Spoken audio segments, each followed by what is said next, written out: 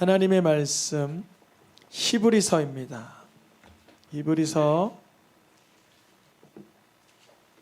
4장 10절에서 11절 두 절의 말씀입니다. 히브리서 4장 10절 11절 제가 한 절, 성도님들 한 절 한 절씩 읽겠습니다. 이미 그의 안식에 들어간 자는 하나님이 자기의 일을 쉬심과 같이 그도 자기의 일을 쉬느니라.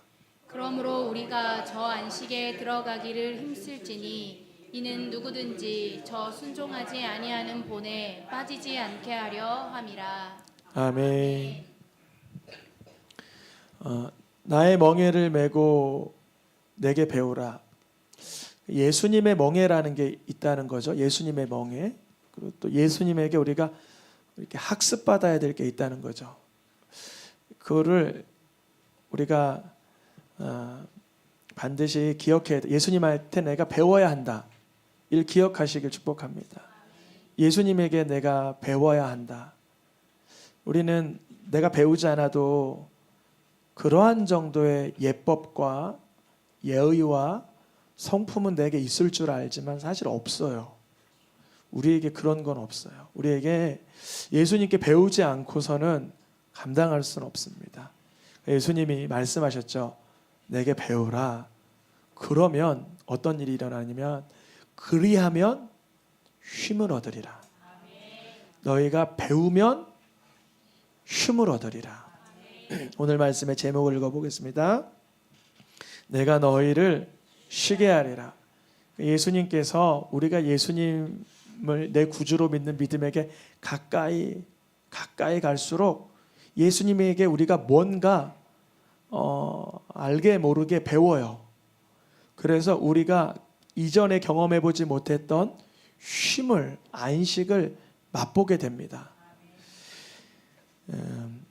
우리가 4월 첫 주 말씀드렸던 것처럼 사람에게 주신 그 노동, 경작하고 수고하는 것 그 자체는 저주가 아니에요. 수고하는 거는 문제가 안 됩니다. 우리에게는 그게 수고해서 너무 고달프지만 창세기 1장, 2장, 3장 말씀에 보니까 하나님은 사람이 이 땅에 범죄하기 전부터 사람에게 주신 권한이 하나 있는데 뭘 주셨어요? 모든 것을 다스리는 권세를 이미 주셨습니다. 예수님에게만 하늘과 땅의 모든 권세가 예수님에게만 있는 게 아니라 그 예수님을 믿는 자에게는 보다 더 큰 일을 하는 권세를 주셨어요. 그래서 우리가 만약에 나의 역량을 벗어나는 일, 나의 역부족인 일을 만나면 모든 것을 다스리게 하시는 하나님의 권세를 받았음을 기억하여서 구하시기를 축복합니다. 분명히 하나님은 모든 것을 다스리는 권세를 우리들에게 주셨어요. 우리는 때로는 그것이 잊어버려져서 불신하여서 허겁지겁 허둥지둥 힘겹게 살 때 분명히 있지만 저도 마찬가지지만 하나님께서 다스리는 권세를 주심을 알고 구하시기를 축복합니다. 담대함이 있어야 돼요. 담대함이. 또한 겸손함이 있어야 돼요. 하나님은 다스리게 하는데 우리가 노동하는 걸 우리가 애쓰는 거를 왜 허락하셨냐면 보람을 느끼라고. 15절 말씀에 보니까 사람이 범죄하기 전에 뭐 하게 하셨어요? 경작하게 하시고 지키게 하시고 다스리게 하시는 이 모든 것들은 저주 이전에 일어난 일이에요.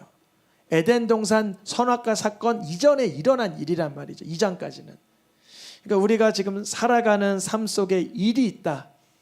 나는 내게 일이 있어서 정말 기쁘고 보람된다 하시는 분 있으세요? 우리 성도님들은 다 그러실 것 같아요. 내가 일이 있어서, 사업장이 있어서, 직장이 있어서, 학생이라는 신분이 있어서 난 기쁘다. 그 언제 재확인하냐면요. 그러한 권한을 박탈당하면 깨닫게 돼요. 나는 아무 일도 안 하고 아무 고민도 안 하고 아무 책임감도 없으면 편할 줄 알았는데 그게 인생의 무료함이 찾아오고 게으름과 그런 데 치닫게 됩니다. 하나님께서는 우리에게 책임감을 주시고 다스리게 하시고 지키게 하시고 경작하게 하신 걸 준 거는 선물이에요. 그런데 왜 우리에게 때로는 그게 고달픔이 되고 괴로움이 됩니까? 사람이 말씀을 범한 뒤에는 하나님이 주신 은혜보다 내가 수고하고 애쓴 그 땀방울이 더 값지게 느껴지는 거예요. 은혜가 안 보이고 원망이 보이기 시작하는 거예요. 여러분 한번 곰곰이 생각해 보면 우리가 오늘까지 살고 있는 게 내가 수고한 만큼 못 얻었습니까? 은혜입니까? 여기서 판가름 나야 돼요. 여기서 내가 수고한 것보다 못 얻었다 하면 이제 원망과 불평과 근심과 절망이요. 그런데 내가 한 것보다 하나님이 나를 먹여주시고 입혀주시고 살려주신 게 더 크다라고 믿는 건 은혜인데, 그게 언제 그렇게 발생하냐면 내가 하나님 앞에 죄인임을 깨달을 때 발견하게 되는 거예요. 내가 하나님 앞에 의인이면 내가 한 게 너무 많아서 원망과 근심과 불평이 잔뜩 쌓여. 내가 땀 흘리고 고생하고 애쓴 게 얼마나 많은데 지금 이게 뭐야 하며 원망이 나오지만, 하나님이 나와 같은 자를 하나님의 말씀대로 살지 못했었고 때로는 어리석었고 때로는 하나님 슬프게 했던 나를 오늘같이 살려주시고 붙들어 주심이 은혜입니다. 그렇게 바라보면 그게 이제 너희는 내게로 오라 내가 너희에게 쉼을 주리라 하신 그 말씀을 이루어가는 거죠. 오늘 말씀 내가 너희를 쉬게 하리라. 주님이 성경책에서 쉬게 하도록 은혜 주신 가장 큰 사건이 뭐냐면 출애굽 사건입니다. 출애굽 사건. 그 출애굽기에 보면은 얼마나 고된 일이 많았는지, 엄청난 고된 일이 있었죠. 이들을 너무나 괴롭게 해서 그걸 바라보던 모세는 사람을 죽이기까지 했어요. 얼마나 고생을 시켰는지. 내 동족이 고생을 당하는데 그 일을 부리는 사람을 정말 죽이고 싶은 만큼 고생을 시키는 거예요. 그러니까 하나님은 이 백성의 그 기도의 소리를 들으시는 거예요. 하나님 너무 힘들어요. 죽을 만큼 힘들어요. 쉬게 해주세요. 하나님이 뭘 기억하시느냐? 중요합니다. 아브라함과 이삭과 야곱과 맺은 언약을 기억하사. 이게 뭐냐면 우리가 힘들 때 예수 그리스도의 이름을 붙들면 하나님이 예수님이 그리스도 되게 하시는 은혜를 기억하여 주사. 이스라엘 백성들이 수고하고 무거운 짐을 지고 있고 학대를 받고 있을 때 이들이 부르짖으니 하나님이 언약을 기억해 주시는 거예요. 우리의 삶 속에 정말 괴로운 일이 있을 때 구하시기를 축복합니다. 주님이 무거운 짐에서 빼낸, 여기 독특한 표현이 하나 있어요. 하나님이 되리니. 하나님은 하나님이세요. 하나님이 되시는 거예요. 하나님은 하나님이시잖아요. 여기 귀중한 표현이 있습니다. 근데 하나님이 되리니. 우리가 기존에 알고 있던 하나님과 상상을 초월하는 하나님으로서의 되리니, 그 뜻이에요.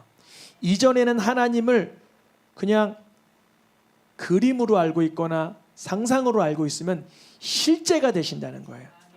이들에게 지금 강력한 노동의 요구, 엄청난 고생의 삶이 현실인데 거기서 빼내는 하나님을 경험시켜 주신다는 거예요.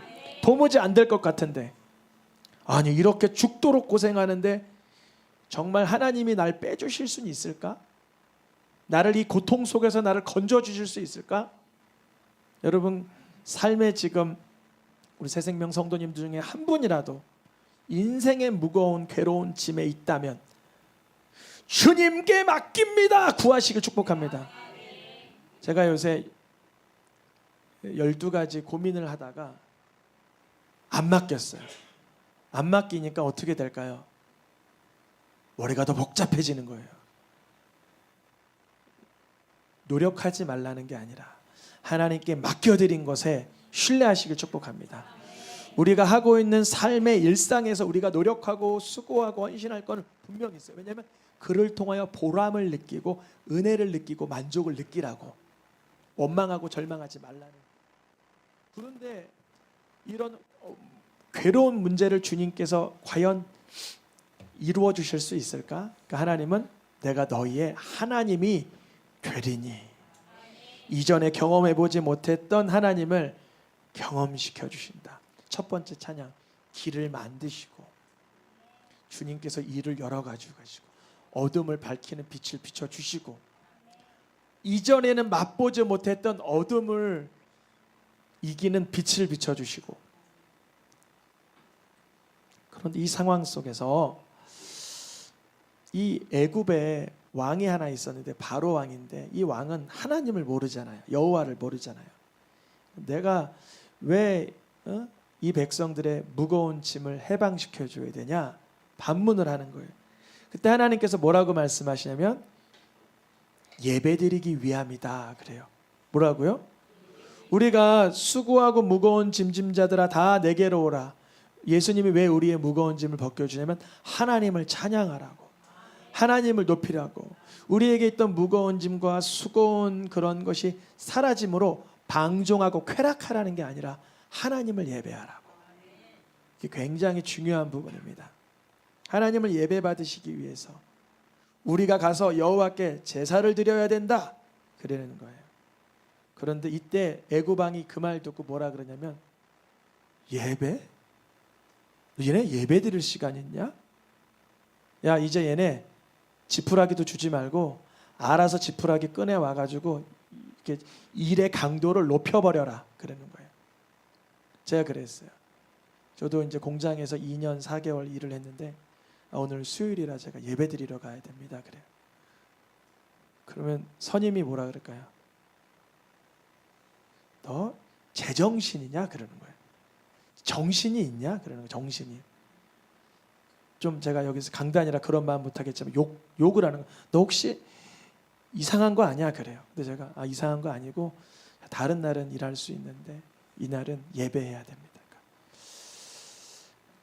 너무 이상하게 보였는지 그냥 그래 너 가 그러는 거예요. 막 좀 악한 말로 그냥 가 그러는 거예요. 예배 드리고 이제 다음 날 또 출근하죠. 금요일이 되는데 잔업을 해야 된다. 근데 금요일 날 뭐가 있어요? 예배가 있어요. 예배해야 됩니다. 너 진짜 안 되겠다 막 그러는 거예요. 바로 왕처럼 막 그렇게 행동하는 거예요. 자기가 왕이죠. 토요일 날 이제 특근을 해야 된다. 토요일 날 전 할 수 있습니다. 예배가 없습니다. 토요일은. 그래 너 해라. 일요일 날도 특근 이어지는데 계속 해라. 주일 날은 안 됩니다. 내 예배가 있어요. 그렇게 이제 고달픈 세월이 지나가다가 6개월인가 9개월 지나니까 판단 난 거예요. 얘는 예배만 아니면 최선을 다하는구나 일할 때. 그게 들통난 거예요. 그래서 일본 수출하는 물건은 무조건 저한테 맡기는 거예요.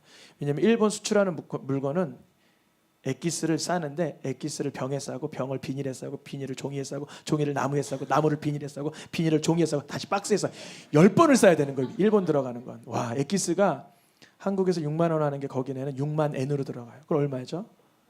60만 원이 되는 거예요. 그러니까 정성스럽게 포장하고 뭐가 하나 꼼꼼해야 되는 거예요. 그러니까 그래 일본 건 그냥 화요일 날 해버리자. 네가 할 수 있는 일이 화요일이니까. 하나님께 예배하는 자는 삶에서 집중을 합니다. 근데 하나님을 얼토당토 없이 함부로 예배하는 자들은 삶에서도 애환이 생기죠. 이 지금 애굽 사람 밑에서 고된 수고를 하고 있는 이들에게 하나님은 예배하기 위해서 빼낸다 그래요. 그런데 더 상황은 어떻게 되고 있어요 지금? 악화되고 있어요. 그러니까 백성들이 화가 나는 거예요. 뭐라 그러냐면 모세가 이와 같이 이스라엘 자손에게 전하나. 그들이 점점 노역은 어떻게 되고 있어요? 가혹해지는 거야. 야 나랑 같이 수요예배 가자. 형이랑 수요예배 갔다 그러면 욕 잔뜩 먹어. 나 그냥 일하게 냅둬. 막 그래. 거기서 여기 가까운 교회 다니는 친구도 있었어요. 여기 가까운 교회, 저기 오산에 가까운 교회. 근데 그때 가혹한 그런 상황으로 인해서 모세의 말을 듣지 않. 하나님이 그 고된 삶에서 건져줄 수 있다라는 그 말을 듣지 않는 거예요.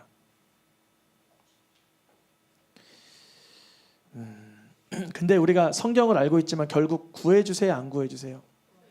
결국 그런 가혹한 노역에서 하나님은 건져주세요. 바로 건져주세요. 근데 저도 그런 일이 있었어요. 주일 예배를 드리려고 하고 수요 예배를 드리려고 하고 금요 예배를 드리려고 할 때 이런 마음이 들어요. 아, 이거 예배하기보다 내가 일하면 잔업수당을 더 받을 수 있는 거 아닌가? 내가 일하지 않고 놀면 더 즐기는 게 낫지 않을까? 이런 생각을 저에게도 사단이 줘요. 그럼 그때 저도 이제 언제 한번은 이제 예배 안 드리고 땡땡이 치고 놀기도 하고 또 잔업을 한번 받아가지고 저기 더 월급도 올려보고 이런 경험도 있었어요. 근데 하나님은 그것이 복되게 하지 않더라고요. 하나님 편으로 하나님의 영광을 위해서 살아가는 가운데 노력과 헌신은 복되게 하세요. 근데 내가 즐기려고 쾌락하려고 내가 나를 위하는 마음으로 아무리 인생을 수고해봐야 그게 물거품이 되더라고요. 물거품. 여러분, 우리가 열심히 살아가는 것도 중요하지만 그물이 터지면 안 되는 거예요. 아무 남는 게 없어요. 정말 우리가 열심히 살면 성공한다라고 여기면 다 그렇게 여기겠지만 하나님을 믿고 예배하는 자들의 이유가 뭘까요? 하나님의 도우심을 인정하는 거예요. 하나님의 경영을 인정하는 거예요. 저도 이제 시험 공부할 때 막 수험생 때 애들 다 공부하는데 예배 드리면 놀리거나 막 그럴 수 있잖아요. 근데 그때 오히려 주님 앞에 있는 거예요. 직장 생활이 힘들고 피곤해도 일찍 나와 예배 드리는 거예요. 그게 나에게 무익한 건 아닌가 오해할 때도 있었지만 인생을 40년 넘게 살아보니 저의 삶 속에 하나님을 예배함으로 손해본 게 없더라고요. 하나님을 경외함으로 손해본 게 없어요. 가정에서, 부부관계에서, 부모와 자녀와 사회생활 어떤 것도 손해본 게 없어요.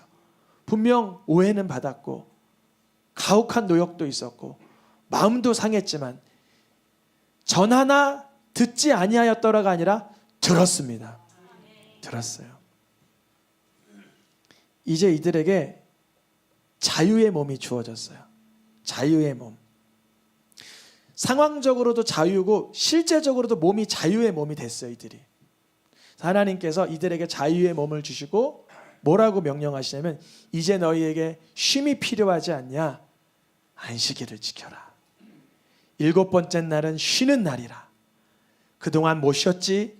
가혹한 노동과 학대와 무시무시한 노동으로 인해 못 쉬었지? 주님을 예배해라. 31장의 내용의 포인트예요. 그런데 여러분 32장에 어떤 일이 일어나요? 우리 잘 알고 있듯이 금송아지를 숨기며 날뛰기 시작합니다.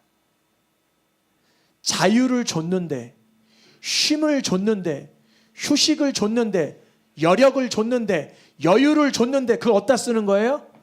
금송아지 섬기는 데 쓰는 거예요. 이들에게는 가혹한 노동 속에 쉼이 필요했건만 과연 쉼을 가질 수 있는 여력과 시간과 여건이 되니 안식일을 지키고 예배한 것이 아니라 뭘 섬겨요? 금송아지 우상을 섬기기 시작하는 거예요. 여러분 좀 어려운 얘기지만 고달플 때 하나님 믿는 게 더 좋아요. 넉넉하면 하나님 안 믿을 때가 많아요. 넉넉할 때. 이 지금 백성들이 출애굽할 때 거기서 뭘 가지고 나왔어요? 금, 은, 보화, 가죽, 선물 이런 걸 다 받아 남았어요. 그동안 400년 동안 못 받은 거를 한 번에 받은 거예요. 여러분 400년 적금 들어놓으면 그 용량이 얼마나 될까요? 양이 430년 종살이 하다가 한 번도 삭을 못 받았는데 그거를 한 번에 받아버렸어요. 그래서 이들이 엄청난 그 부귀와 영화가 생겼어요.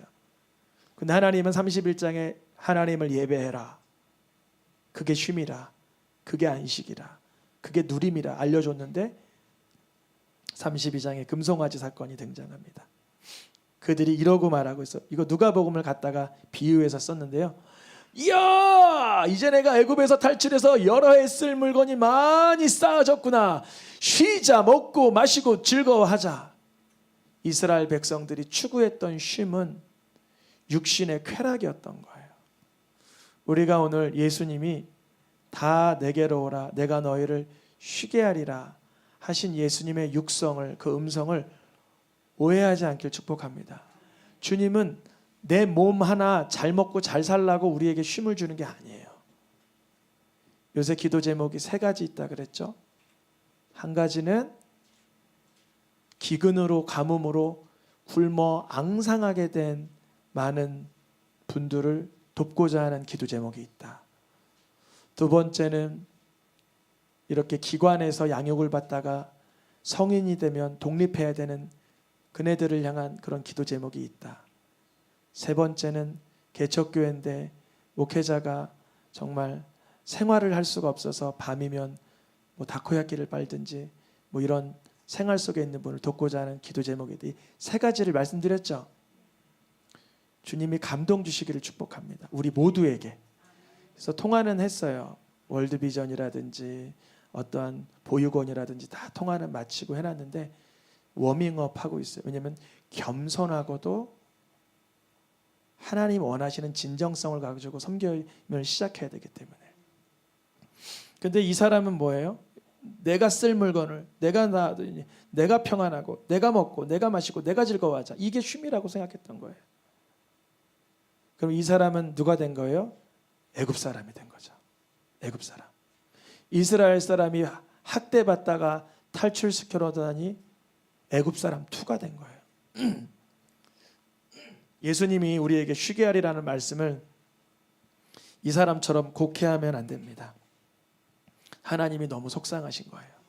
너무 속상하셔서 모세에게 모세가 뭐라 그러냐면, 너무 이 백성이 지금 죄를 짓고 있다. 쉼을 줬더니만 그 쉼을 가지고 죄 짓는 데 사용하고 있다. 아파하시는 거예요. 모세가 뭐라고 하더냐면, 하나님, 그러면 내 이름을 지어주세요. 내 이름을 지어주세요. 저는 새생명 성도님들의 복을 위해 기도합니다. 내일부터 3일 동안 기도원 들어가면 여러분들의 삶에 응답과 치유와 복이 임하길 기도할 거예요.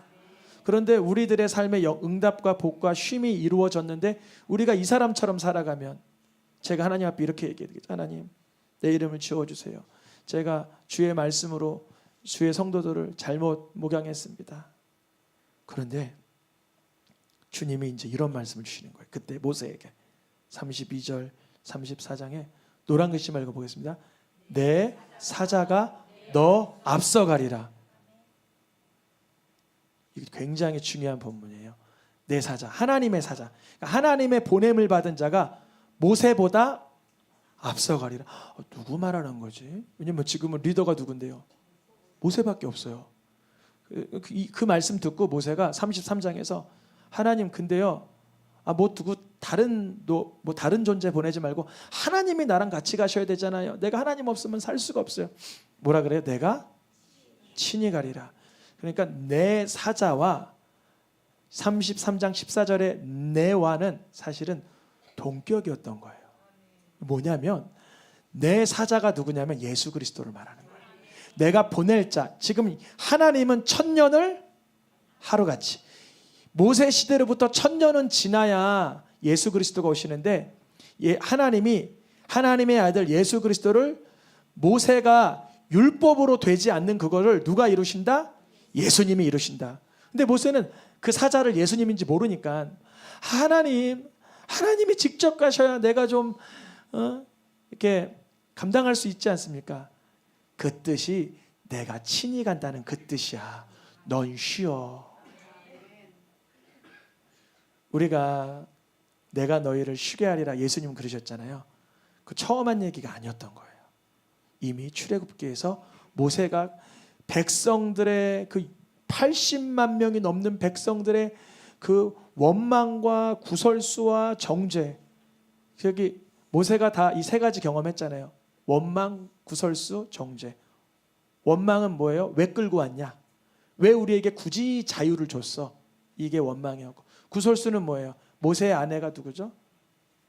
저기 하여간 십보란가, 하여간 그런 아내의 문제 때문에. 또 세 번째 정죄. 너만 리더냐? 그러잖아요. 모세한테 사람들이 너만 리더야? 그래서 고라 자손들이 이렇게 정죄를 하죠. 그러니까 모세에게는 짐이 너무 무거운 거예요. 근데 하나님께서 그때 가르쳐 주신 거, 누가 한다? 하나님이 직접 이루어가 계신다. 저는 새생명교회 지지난번에 기도원 갈 때는 엄청 무척 무거웠어요, 마음이. 왜냐하면 새로 오시는 분들이 많으신데 그만큼 영혼의 꼴이 내게 없는 거예요. 부족한 거예요. 이번에 갈 땐 좀 자유예요. 제목이 뭐예요? 내가 너희를 쉬게 하리라. 가서 좀 쉬면서 충전하고 오겠습니다. 지난주에 알게 된 사실인데 세미나가 없대요. 이번에는 세미나를 하면 아침 9시부터 밤 9시까지 계속 쉼없이 글 듣고 앉아 있어야 되는데 이번에 세미나가 사라졌대요. 그럼 이제 집회로 바뀌겠죠. 집회를 참석을 하게 되는데, 주님이 주시는 참된 평안과 쉼 속에서 성도님들을 위해서 중보하고 말씀을 준비하고 오려고 합니다. 분명히 출애굽기에서 이스라엘 백성들은 하나님은 건져주셨어요. 수고하고 무거운 짐에서 건져주셨어요. 이들을 여전히 들이우고 있는 건 뭐예요? 죄악의 무게였습니다. 히브리서 3장 11절 말씀에 읽어보겠습니다. 노란 글씨면 그들은 내 안식에 들어오지 못하리라. 누구요? 곧 순종하지 아니하던 자들에게가 아니냐. 이들은 분명히 학대받고 굉장히 괴로운 노동 속에서는 건진받았어요. 분명히 건진받았어요. 거기서는. 그런데 결국은 안식에 못 들어왔어요. 왜 그러냐면 말씀이 없기 때문에. 하나님의 말씀에 순종하는 누림은 추구하지 않았기 때문에 하나님이 궁극적으로 주시고자 했던 그 안식을 못 보는 거예요. 그러니까 하나님은 우리 생활 속에 지금 수고하고 무거운 짐이 있는 거 아세요. 거기서 건져주실 것입니다. 근데 그때 하나님을 등지고 세상의 쾌락에 나가지 않기를 축복합니다. 그런 사람들이 너무나 많이 있던 걸 주님은 히브리서의 말씀을 통해서 오늘 알려주신 거예요. 4장 1절의 말씀에도 안식에 들어갈 그 약속이 남아있을지라도 분명히 이스라엘 백성들이 부르짖으니 무엇을 기억하셨어요? 아브라함과 이삭과 야곱과의 약속을 기억하셨어요. 그러니까 우리에게도 지금 예수 그리스도라는 뭐가 남았어요? 약속이 남았어요. 분명히 우리가 예수 그리스도를 나의 주님이라고 선포하는 순간 강력한 안식이 주어져요. 우리들이요 상상하지 못할 안식이 주어져요. 제가 한 10년 전에 우리 샬롬 애기 하나만 있을 때 휴가를 갔는데 일주일을 많이 놀알고 쉬었어요.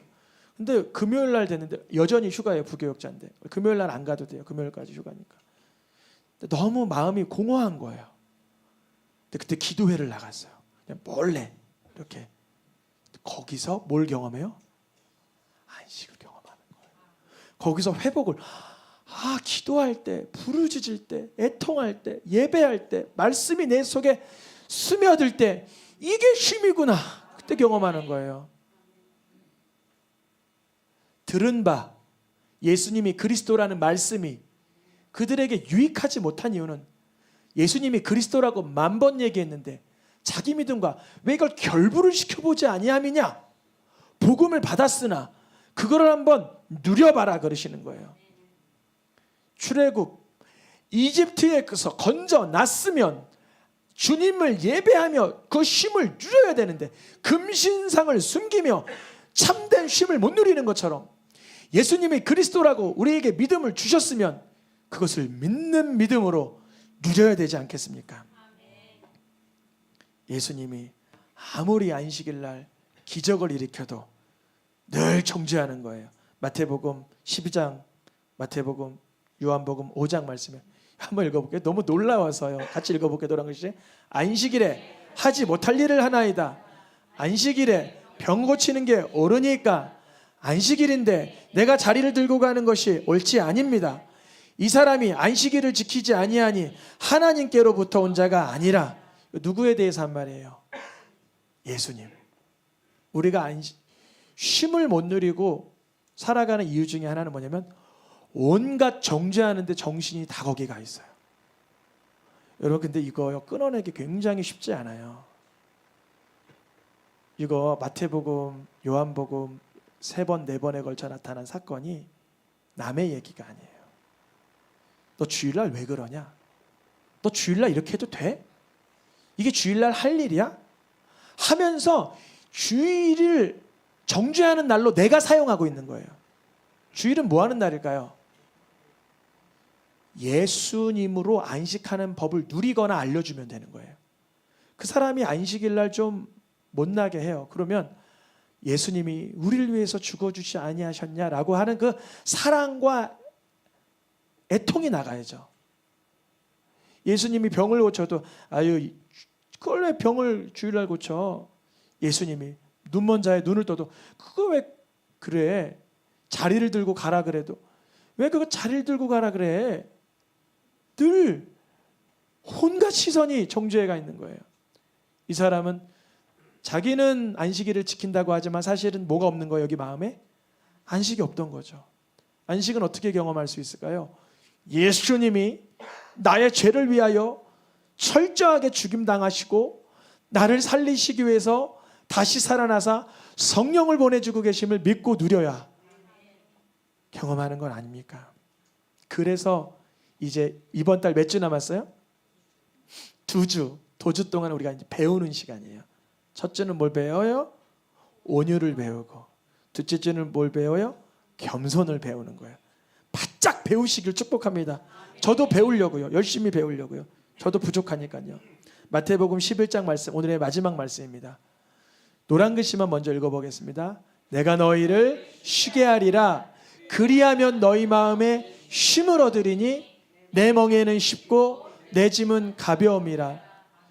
그리하면 너희 마음에 쉼을 얻으리니. 예수님께 우리가 나와왔잖아요. 어떻게 하면 쉼을 얻어요? 배워야 된다는 거. 2가지, 온유와 겸손을 배우라. 찬양하며 기도하겠습니다.